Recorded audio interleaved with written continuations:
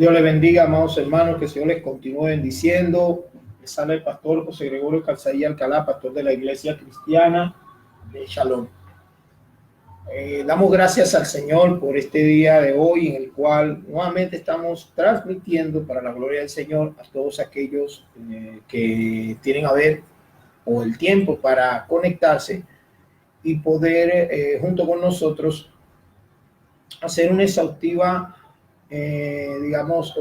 investigación en las Escrituras, escudriñar en ellas. El propósito de estas enseñanzas es la exhortación, la bendición, amén, la consolación del pueblo de Dios.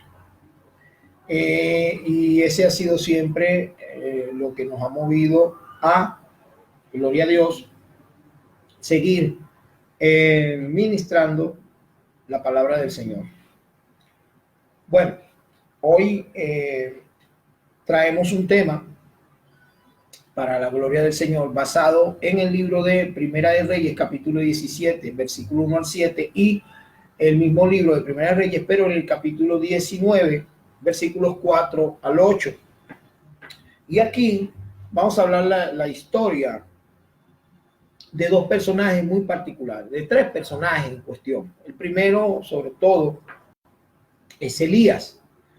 El nombre Elías significa mi Dios es Yahvé, o sea, el Señor. Cuando se habla de Yahvé o en el nombre apócrifo, como que en el nombre que no lleva, pero discúlpenme, se me olvidó ahorita cómo se le dice a el simbolismo de Yahvé, que es usar la Y, la W, la H, amén, y la H otra vez, la Y, la H, W y H.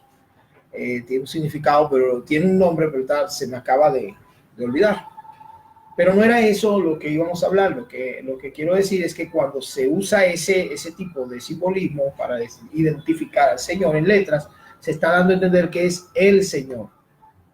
Como cuando se dice Yahvé, así como suena, amén, que es la forma en que los católicos, cuando hicieron las transcripciones de la Escritura, lo usaron ese nombre y es válido. No porque ellos sean católicos, Dios usa a quien quiera, amén, como instrumento para hacer su obra. Entonces es la forma en que el Señor quiso darse a conocer, amén, a todos los seres humanos o a nosotros, en particular los gentiles, que somos gentiles, nacidos gentiles. En este caso, Iglesia del Señor, les quiero decir que Elías, su nombre, significa mi Dios es el Señor. Y cuando decimos el Señor, hay tres factores que identifican el hecho de tú decir Yahvé es mi Señor. El primero, o sea, ¿cómo se dice? Hay, ¿cómo le explicaré yo? Hay tres ¿cómo se dice? Tres palabras, amén, que describen a Yahvé. Mi Dios, mi proveedor y a quien obedezco. Cuando decimos Yahvé, amén, y hablamos de Elías, él identificó al Señor en esos tres aspectos. Mi Dios, mi Señor y mi proveedor. Amén. Entonces, ¿por qué digo esto? Amén. Porque Dios siempre se sujetó a Elías, aunque el hecho de que lo quisiese Elías le pareciese contrario. ¿Me explico? O como pudiéramos decirlo de esta forma. Cuando dice mi Dios es Yahvé, o el nombre de Elías, significa Dios vive, o sea, decirlo así, Dios vive, Dios es rey soberano y la palabra de Dios es verdad. También lo podemos decir de esa forma. Dios vive, Dios es rey soberano y la palabra de Dios es verdad. De hecho, si usted analiza la historia de Elías, Saludos a los hermanos que están congregando ahorita, que están en conexión, entre ellos a mi alto pana Marcio Díaz, apóstol del Señor, amigo personal, el cual nos tuvo en ayuno y en oración por unos días. Él sabe por qué, pero gracias a Dios todo está bien, el Señor es bueno y sus misericordias son eternas. Dios te bendiga, mi pana. Saludos. Dios con nosotros. Sí, ciertamente el Señor está con nosotros. También saludos a la hermana Yolanda. Saludos, Yola. Nos vemos la próxima semana, Dios mediante. Bueno, esta es la próxima semana. Ya veremos, pero nos vemos el día primero. Ya nos estaremos poniendo de acuerdo para poderlos visitar por allá. En la iglesia Génesis. Lo que decía es que esta predicación tiene un título, y es que yo quiero explicar las razones por las que yo estoy predicando este tema, pero quiero que sepan que el Señor mismo, y él lo pongo de testigo, fue que me dio a predicar hoy este tema. Antes de continuar, yo les quiero pedir un pequeño previo. Voy a buscar un vasito de agua.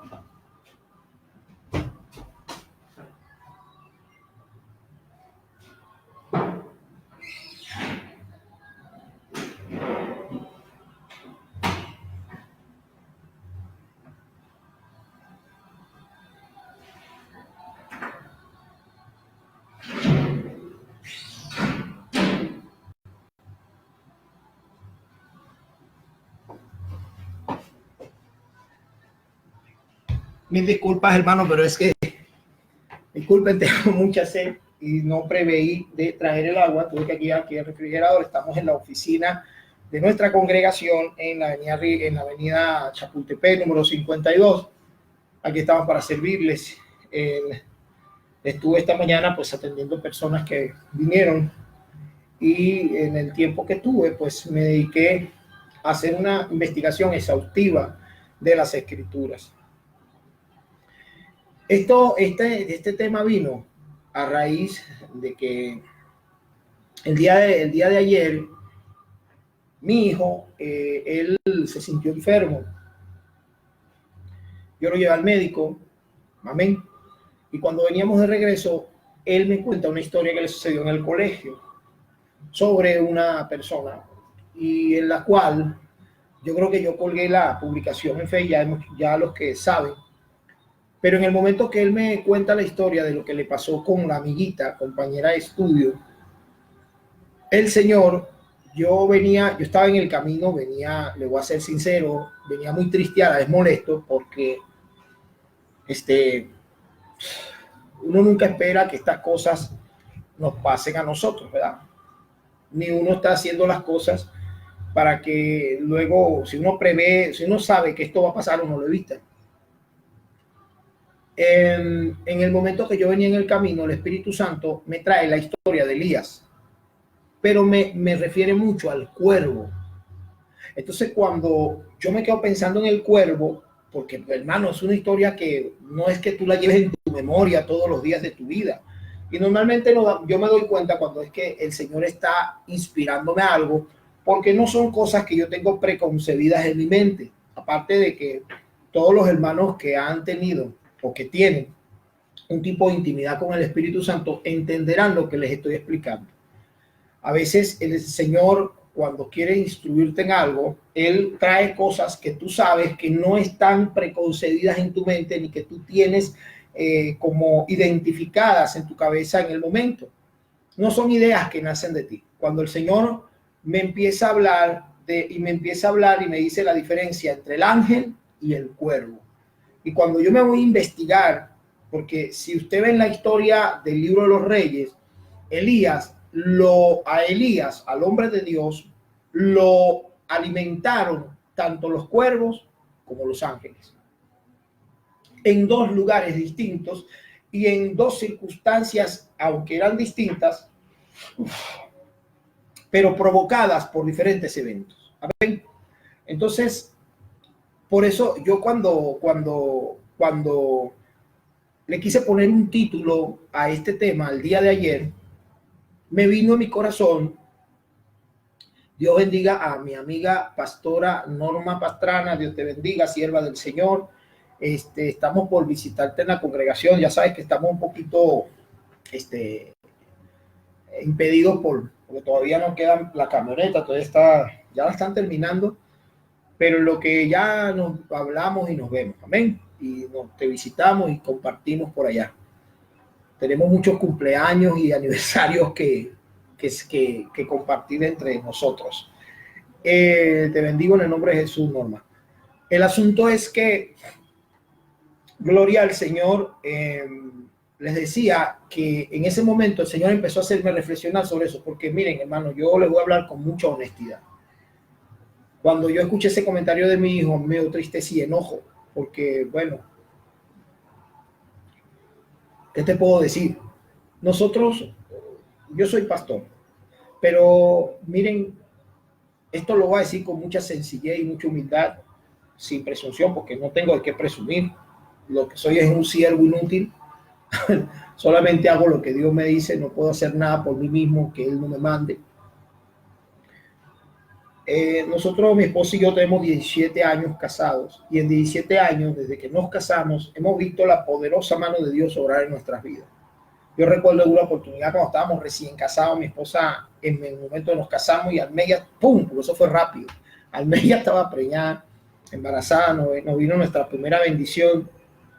Y entonces recuerdo que en aquel tiempo vivíamos en una habitación porque en España se alquilan muchas casas. O sea, por ejemplo, hay gente que tiene departamentos, o lo que llaman allá pisos, pero en ese piso si el piso tiene 3 habitaciones, alquila 3 habitaciones, o alquila 2 y tiene una. En nuestro caso, una sierva del Señor colombiana que tenía un apartamento bajo era de ella, pero ella alquilaba 2 habitaciones. Por lo que en ese momento la hermana nos alquiló una habitación para mi esposa, que estaba ya encinta, para mi hijo Pablo, el mayor, y para su servidor. Dormíamos en una cama pequeñita, una cama de una persona. Entonces, dormíamos, digo, porque estábamos todos, pero era un cuarto que para que me crea y no exagero, yo estiraba una mano para acá y una para acá y tocaba ambas paredes. Imagínense lo ancho que era el cuarto. Yo estiraba ambas manos y tocaba ambas paredes a la vez. Y para ir de la puerta a la ventana, yo daba 3 pasos largos y ya estaba en la ventana. O sea, imagínense lo grande que era el cuartico. En ese cuarto dormíamos mi esposa, mi hijo mayor y yo. Yo recuerdo que yo los mandaba a la cama y yo me acostaba en el suelo. Y a veces, una vez mi hijo, una de las cosas que yo admiré de mi niño es que él me dijo: papá, hoy me toca el suelo. No, hijo, tú quédate arriba. ¿Cómo crees que yo voy a dejarte a ti que tú duermas? No, pero es que quiero dormir porque me siento feliz. Yo decía: oye, pero ¿por qué? Y en eso me dice: no, pero es que también tengo que saber lo que se siente. Y se acostó en el suelo. Y oí la voz del Señor que me habló en mi corazón y dijo: déjalo. Y yo dije: pero ¿por qué, Señor? Yo me siento mal. ¿Cómo yo voy a estar aquí con mi esposa y él ahí? Dice: le estoy enseñando a ser humilde. Entonces yo lo dejé. Después de otra oportunidad, yo acosté a mi esposa y a mi hijo en la cama, y yo me acosté en el suelo con un tendido, y pues duerman ahí. Y mi esposa estaba embarazada, pues yo no la podía dejar en el suelo. Entonces yo me acosté y en eso siento que se viene y se me pone aquí y me abraza. Y yo: pero si te dije que te acostaras arriba, ¿por qué te viniste aquí? Me dice: es que yo quiero estar contigo aquí. Si hay un aspecto que siempre caracterizaba a mi esposa, es que es la humildad y la sencillez de su corazón, y los que la conocen saben que es así. Y yo no la quería dejar dormir, pero por la consideración, hermano, su estado estaba en balsa, pero el Señor me insistió que la dejara. O sea, nosotros comenzamos así. Y yo recuerdo que en aquella oportunidad, un día, pues el Señor, una noche, mi esposa tenía una tarjeta de banco, porque yo estaba recién llegado a España, estaba apenas ya nos habíamos casado, pero todavía no estábamos en trámite de mi documentación, entonces no podía trabajar. Y entonces, en ese momento, ella tenía una tarjeta de banco puesta encima de una mesita, y en eso el Espíritu Santo me hace ver la tarjeta y me dice: ve y saca dinero de la cuenta. Pero lo increíble es que no había, o sea, técnicamente nosotros no teníamos ni un céntimo. No había dinero en la cuenta. Y entonces yo dije: amén. Pero le soy sincero, yo siempre a pesar de que Dios me ha hablado y he visto su gloria, siempre he batallado con ese temor a equivocarme. Y yo dije, Dios mío, si me equivoco, pero yo sé que fuiste tú que me hablaste. Pero ese día no fui, en la noche, porque habíamos hablado momentos antes con un apartamento para alquilarlo y yo le dije así sin saber, o sea, en fe lo dije, mañana a las 4 de la tarde le llevamos el alquiler y o sea, porque se pide un mes adelantado y un mes de depósito. Yo digo, mañana le llevamos a las 4 el mes de depósito y el mes adelantado, pero yo no tenía dinero, iglesia del Señor, no tenía nada. Pero cuando el Señor me dijo eso, yo le dije a mi esposa, oye, ¿sabe qué me acaba de decir el Señor? Pero que vaya y saque dinero de la cuenta. Y mi esposa al otro día, esa noche no nos bajamos, ya era tarde, y al otro día se va al cajero y para nuestra sorpresa y nuestra bendición, dentro de la cuenta habían 2.350 euros. Nunca se me va a olvidar la cantidad. Hermano, hasta la fecha de hoy no sabemos de dónde provino ese dinero, pero habían en la cuenta 2.350 euros. Déjenme decirles que 2.350 euros es una lana en España. De hecho, en México son como 40,000 pesos, más de 40,000 pesos. Esa cantidad había en la cuenta de banco, hermano, de bendición. Pero mi esposa no quiso alquilar el apartamento porque estaba en un cuarto piso. Entonces oramos y conseguimos otro apartamento en un segundo piso con ascensor. Por el estado de mi esposa pudimos, a ver, sí, creo que sí tenía ascensor, que era, nunca se me va a olvidar, la calle Enrique Madrid de Alicante, una Plaza Manila.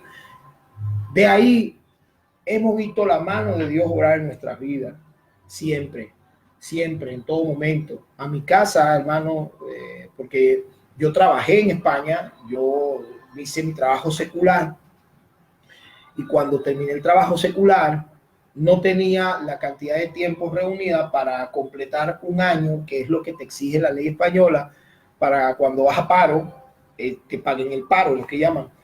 Yo no cotizaba IRPF, coticé solo para una ayuda familiar que solo eran durante 6 meses. Escuche con atención.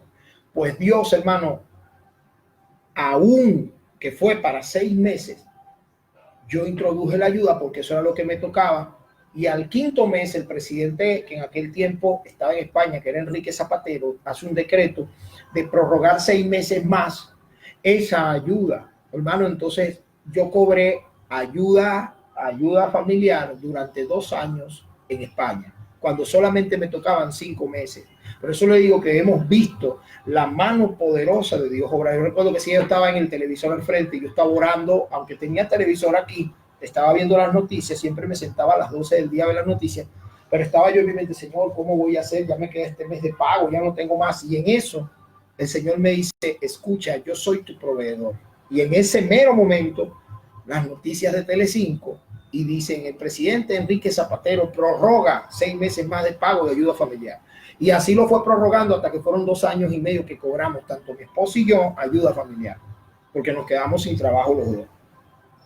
Hemos visto la mano de Dios obrar en nuestras vidas, entonces nosotros sabemos cuándo Dios nos provee y hemos visto a quienes usa para esto. Amén. Vamos a leer, para entrar en materia, el pasaje en cuestión que vamos a leer. Entonces, en base a esto, el Señor me hizo poner esta historia en este nombre. ¿Eres ángel o eres cuervo? ¿Por qué? Porque hay 2 connotaciones. Las 2 cosas que tenían en particular ambos es que ambos fueron proveedores, fueron instrumentos de Dios para proveer bendición a un profeta, a un siervo. Pero la pregunta que yo hago es, ¿bajo qué calidad estás como hombre o mujer usado o usada por Dios para hacer de bendición a otros? ¿O como cuervo o como ángel de Jehová? Amén. Vamos a leer la palabra, amén, en el libro de Primera de Reyes, capítulo. Vamos a ir primero al capítulo 17, que es donde sale la primera historia. Amén. Y la palabra del Señor nos dice en el nombre del Padre, el Hijo y de su Espíritu Santo, Primera de Reyes, capítulo 17, versículo 1 al 7. Dice así. Entonces, Elías Tisbita, que era de los moradores de Galaad, dijo acá, vive Jehová Dios de Israel, en cuya presencia estoy, que no habrá lluvia ni rocío en estos años, sino por mi palabra. Y vino a él palabra de Jehová diciendo: apártate de aquí y vuélvete al oriente y escóndete en el arroyo de Querit, que está frente al Jordán, y beberás del arroyo. Y dice, y yo he mandado, y esta es una palabra muy clave, yo les pido, gloria a Dios, Dios bendiga a nuestra hermana Berito Villa, que nos está saludando por aquí. Yo les quiero pedir que presten mucha atención, porque aquí hay una palabra clave que el Señor usa. Repito, dice,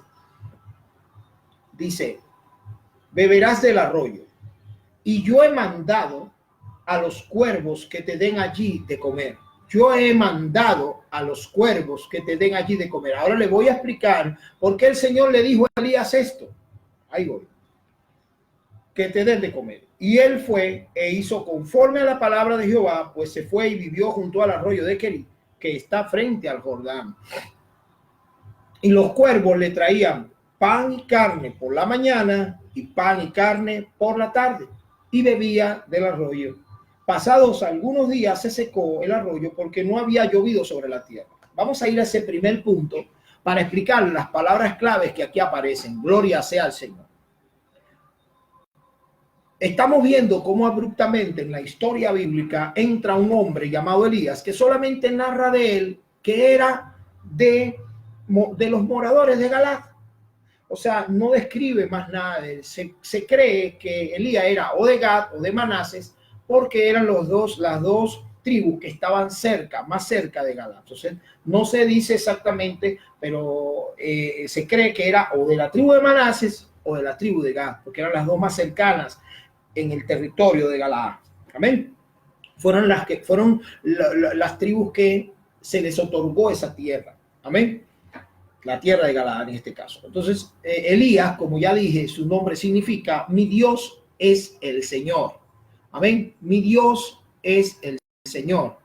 Y cuando hablamos de mi Dios es el Señor, o queremos, por ejemplo, decir o explicar qué quiere decir mi Dios es el Señor. Amén.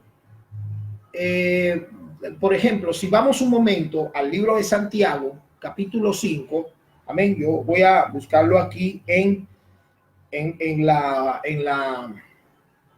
Biblia electrónica que tengo en el celular. Vamos a buscar Santiago. No dije primera con Santiago, tengo un poco lento el teléfono. Santiago, el apóstol Santiago, capítulo 5, versículo 17, dice, la palabra dice, Elías era hombre sujeto a pasiones semejantes a las nuestras y oró fervientemente para que no lloviese, y no llovió sobre la tierra por 3 años y 6 meses.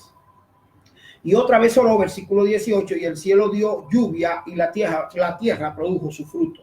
Si yo leo este mismo texto en la traducción lenguaje actual, dice, por ejemplo, el profeta Elías era en todo igual a todos nosotros, pero le pidió a Dios con mucha confianza que no lloviera, y durante 3 años y medio no llovió sobre la tierra. Después volvió a orar y llovió la tierra y dio sus cosechas. Eso lo dice en la traducción lenguaje actual. Entonces, cuando nosotros analizamos la vida de Elías, él aparece en una escena dramática de un tiempo de apostasía y de pecado para proclamar un mensaje. Y en ese mensaje decía, no va a llover por 3 años y medio por mi palabra.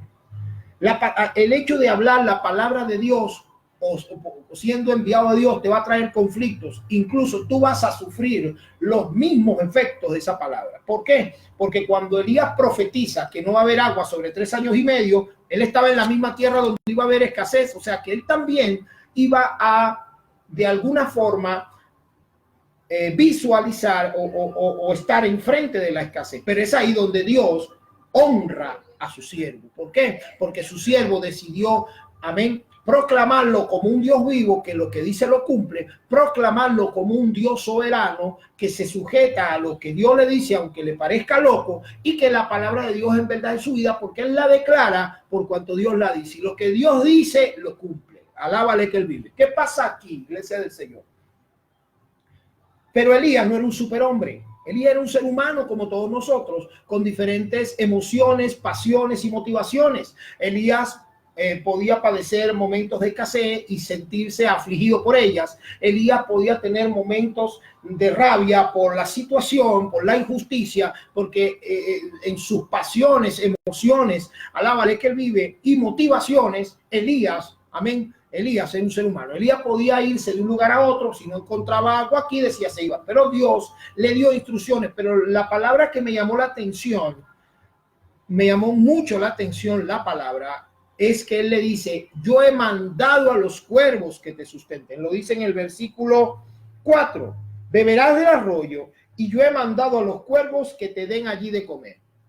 Yo me puse a analizar profundamente el por qué Dios le dice a Elías que le mandó a los cuervos. Pareciera que fuera algo como común, pero no es común, es muy profundo. Vamos a ir a entender qué significa la palabra mandado. Amén, o mandar. Raíz primaria intensiva o intensivo, que significa constituir, ordenar, designar, encargar, encomendar, enviar, escoger, establecer, gobernar, imponer, intimar, dar, mandamiento, mandar, ordenar, prescribir, prohibir y recomendar, entre otras palabras. Dice, ¿qué pasa? Él estaba en el arroyo de Querit. La palabra Querit, présteme mucha atención, significa cortadura, garganta, desfiladero y separación. Amén. Muchas veces, como hombre de Dios, cuando la tierra está sufriendo un juicio de Dios, producto del pecado y de la palabra que tú vas a hablar por ese pecado, entonces Dios tiene que hacer una separación y darse y hacer ver la diferencia entre el justo y el malo, entre el que sirve a Dios